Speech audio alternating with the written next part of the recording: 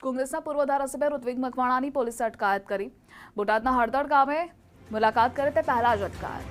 કોંગ્રેસના આગેવાનો ખેડૂતોના સમર્થનમાં જવાના હતા। પોલીસે ઋત્વિક મકવાણાની અટકાયત કરી નજરકેદ કરાયા। તંત્રએ હળદળમાં જે થયું તે થવા દેવું જેવું નહોતું।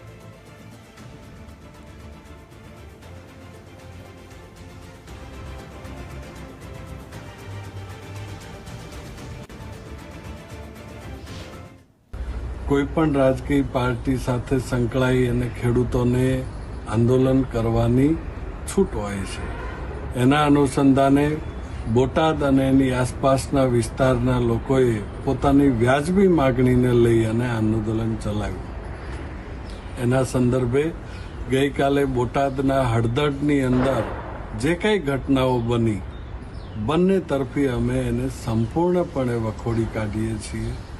આવી ઘટના વહીવટી તંત્રએ બનવા દેવી જોઈતી નહોતી। અને આ મુદ્દે સંવાદદાતા વિરેન જોડાયેલા છે। વિરેન, વિગતો જણાવશો? ચોક્કસથી ધ્રુવિતા વાત ચોટીલા વિધાનસભાના કોંગ્રેસના પૂર્વ ધારાસભ્ય ઋત્વિક મકવાણાની હાલ પોલીસે અટકાયત કરી છે। ખાસ કરીને બોટાદના હળદળ ખાતે ખેડૂતો પર પોલીસ દ્વારા કરેલ લાઠીચાર્જ અને દમણના મુદ્દે અટકાયત કરવામાં આવી હોવાનું હાલ સામે આવ્યું છે।